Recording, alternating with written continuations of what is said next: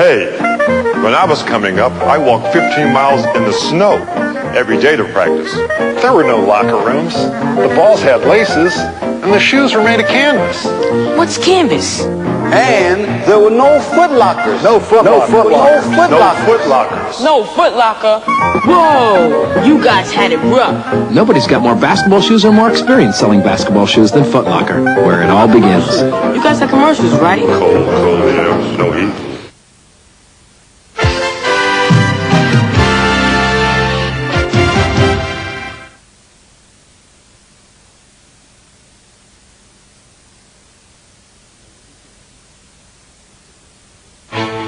From the beginning, it has been one of sport's most magical events. Bringing together the game's most spectacular players, it provides the ultimate in basketball showmanship. Oh, my goodness. Its sensational plays. That's a play that only Julius could make. Its dramatic events. Goes up a prayer and it goes in. And its unforgettable finishes have become part of basketball lore. No event has stirred the excitement of fans around the world quite like the All-Star Game.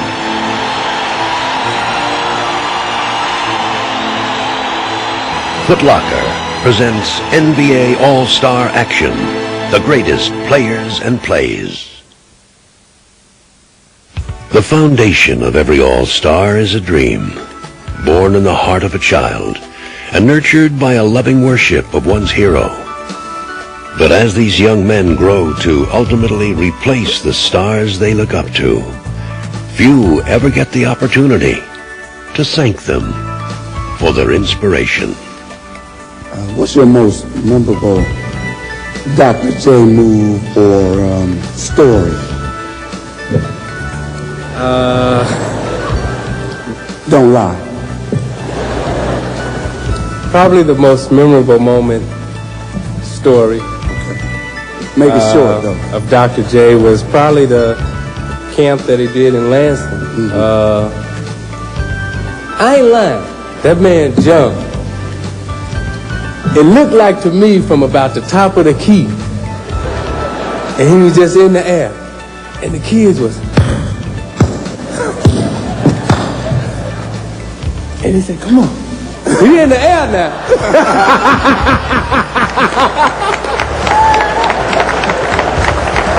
That's the doctor. You know it. The 1987 All-Star Weekend in Seattle became an emotional homage to the legendary Julius Erving. Number 6, captain of the Philadelphia 76ers, Julius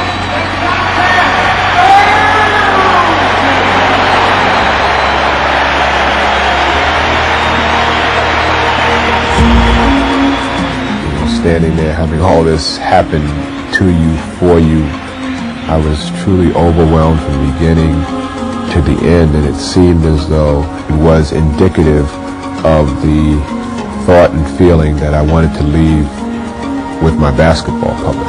In his final All-Star appearance, Dr. J would provide a fitting farewell performance, and a career of greatness could be summed up with only one word. There was such great respect for Julius. His professionalism, the way he carried himself, his concern for people that has had an impact and will have a great impact for many, many years in the NBA. But any further congratulations from his constituents were temporarily put on hold, as this All-Star Game became a legendary contest of can you top this? I'll tell you, the excitement in this game coming down. But stunningly, it was hometown supersonic Tom Chambers, named to the game as a last-minute replacement, who eventually took charge. I was excited, really excited in Seattle because it was in front of the home crowd, and then I was just happy to be a part of it. It was my first time around. But on this weekend full of memories and this court full of superstars, the role of hero was still up for grabs. Mark is coming here with it. Rolando to the corner. Mark, you set the pitch. Outlet, and you got to come to it. So Mark and James are setting the pitch. You okay with it? Okay? With time running out and the West down by 2, it would be Rolando Blackman who would drive into All-Star history. The buzzer went off simultaneously as the foul was called, and I knew there was 2 shots to go. Immediately, guys started talking trash. I mean, it was Isaiah in my face talking trash. And I remember Magic like, no, you're not going to get him. You ain't going to talk to him. And I'm hollering over his head, oh, you're going to miss it. You're going to miss it. 9 of 11 from the line is Blackman. He needs to make both. Magic is saying, hey, Isaiah, stay away from my man. I don't want. I think throughout that whole time, I was just trying to concentrate on what I had to do and hit the 2 free throws. And if you look at the tape once more, you'll see that I was yelling, confidence, baby, confidence. That's what I was yelling because I knew that the second free throw was going, and I was able to come through. Blackman's confidence would prove to be contagious as Tom Chambers resumed his heroics to help earn the West its first overtime victory. And himself MVP honors.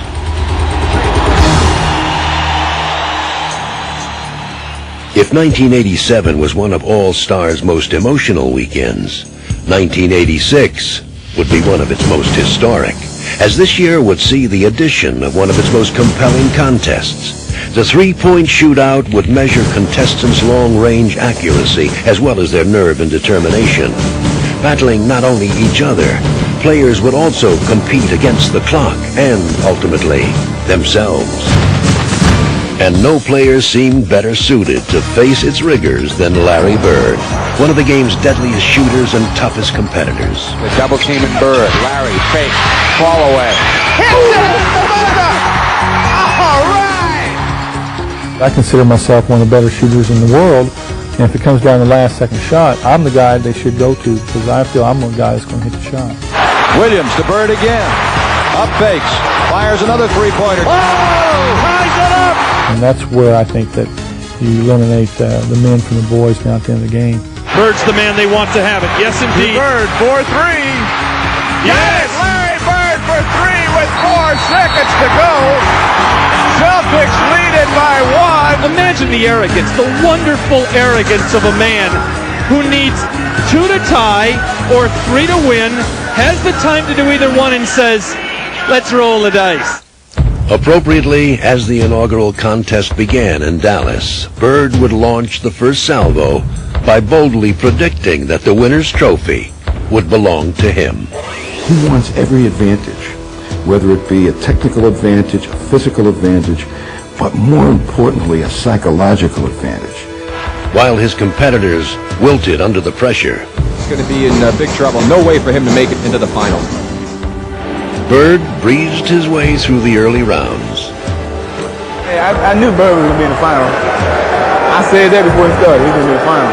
His opponent in the finals would be Craig Hodges, who would not be able to withstand Bird's brash words. Craig Hodges having difficulty here in the finals. Or his torrid shooting. And now Larry Bird, and look at the concentration. Looks like he's found the mark, Bill. He is like a machine, and the results are almost like a machine. He's really got it down to a science. He is smoking. Iron assassin with the sharp eye is firing it on target today. Why they call him the Bird Man?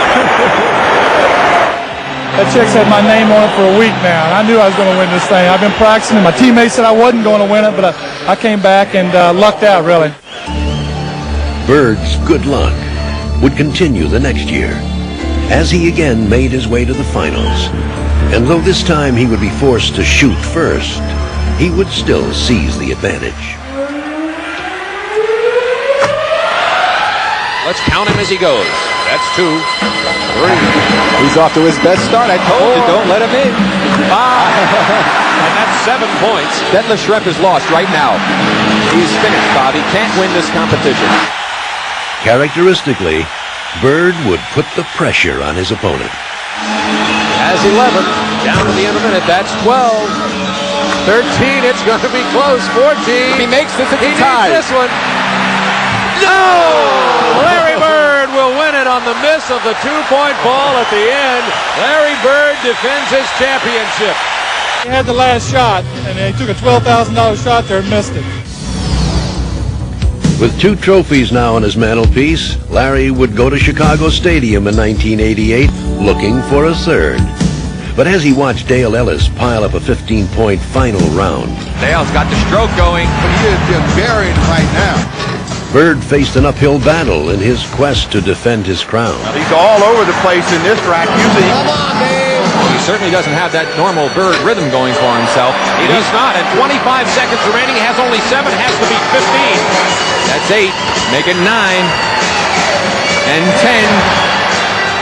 11 as we're counting. 13. Huge rack that time for Bird. He's still got to drop one here quickly. 14. This is a tie for the money. Yo! Larry Bird at the buzzer with the 2-point ball. 17-15. Defends the long-distance shootout crowd at Chicago Stadium. Ice water in his veins. The man is really spectacular. 3 times in a row. He knew it when he let it go and was headed for the winner's circle. Injuries would prevent Bird from continuing his streak the next year.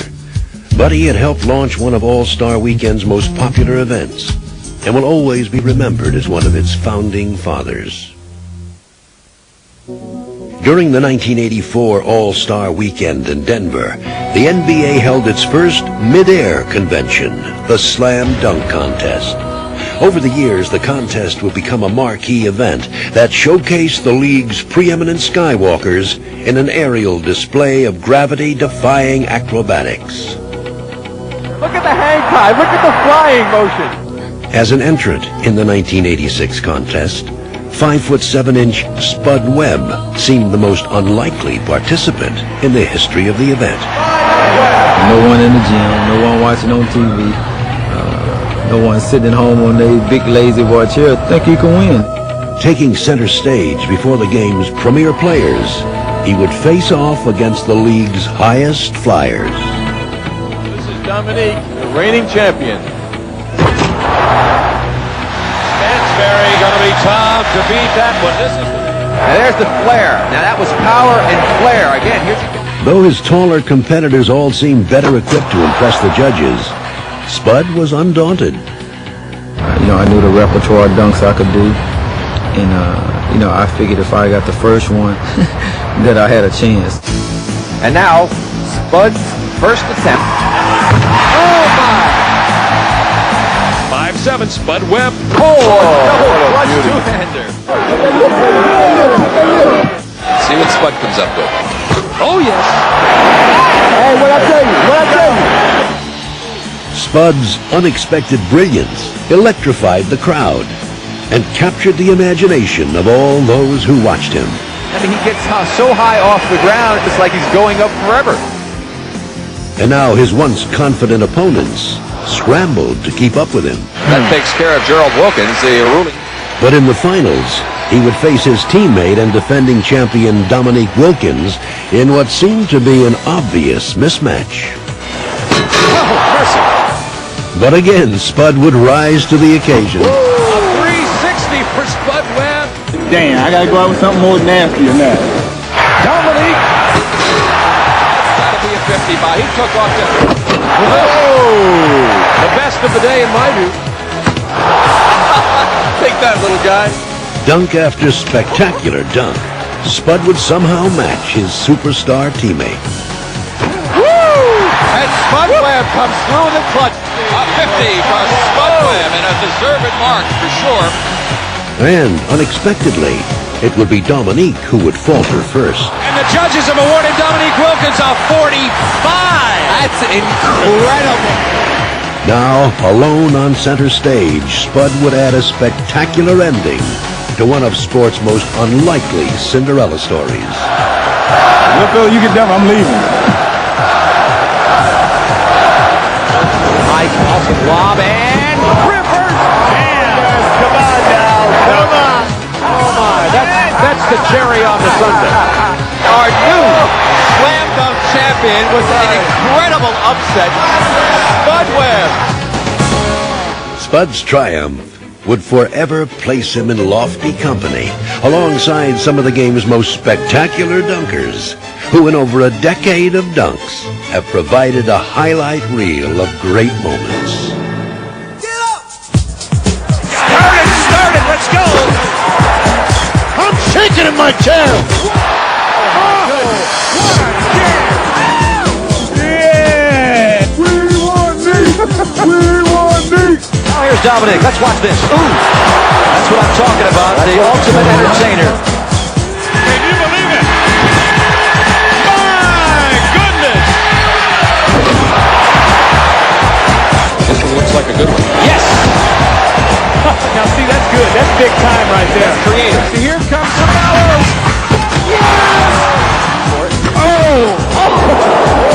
Give me that!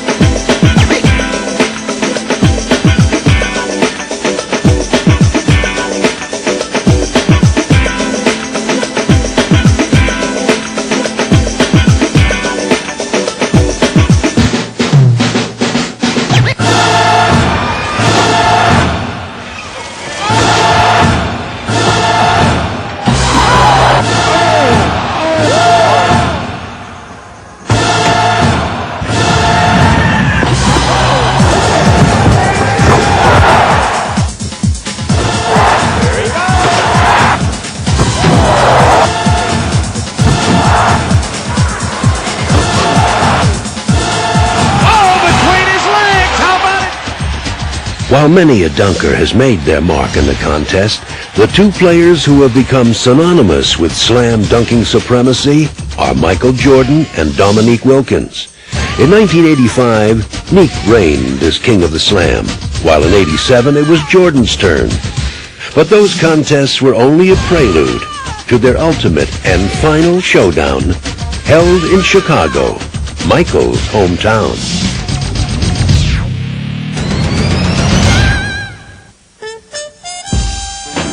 Probably one of the best slam dunk contests, there have been. Sensational clutch hook! He put it up with one hand and he put it in! Two people who has tremendous creativity, and you never know exactly what's going to happen next. Dominique Wilkins. It was a fun rival. Oh, Michael Jordan! You see it as a Dominique Wilkins, Michael Jordan show. Down low, Dominique. He jams! We went at it. We went at it hard.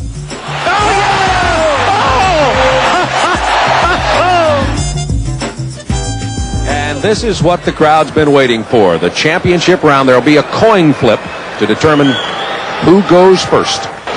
And Dominique is going to give a little running start to this one. Not much, though.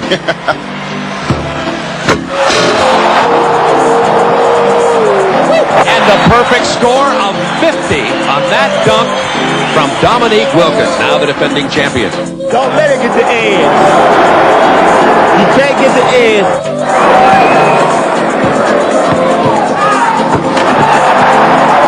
Well, we're still even as Jordan goes up and takes it way down and then hammers it home over the top. I gotta do the windmill. Hold on. I gotta do the windmill.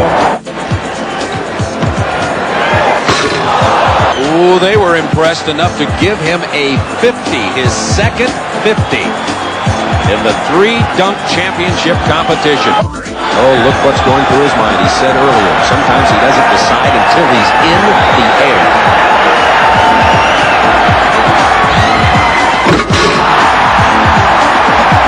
Looked like a figure 8 with the double clutch. A 47 was awarded on that dunk. That's the 50th I've ever seen one.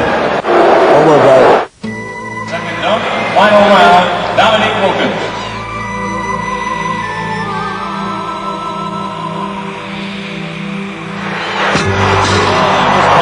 The judges have awarded Dominique Wilkins a 45. Incredible. Could we call it a make good? It was the best dunk of the night. You know, I had 50 on the 2 previous dunks, but hey, you know, I try to see different things sometimes. Here's the story. Michael Jordan needs a 48 to tie, a 49 to win. And he misses. He does get a replacement. I'm going to tell you, straight up, he will not miss this. You can count on that, buddy. Go ahead, baby.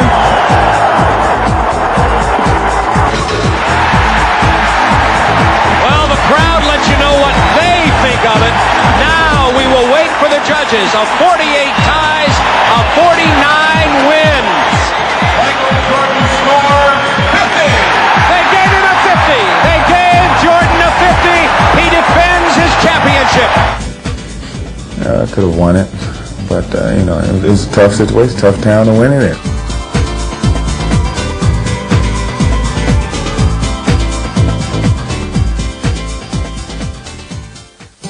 The 1991 All-Star Game once again brought the sport's premier performers together at the league showcase event.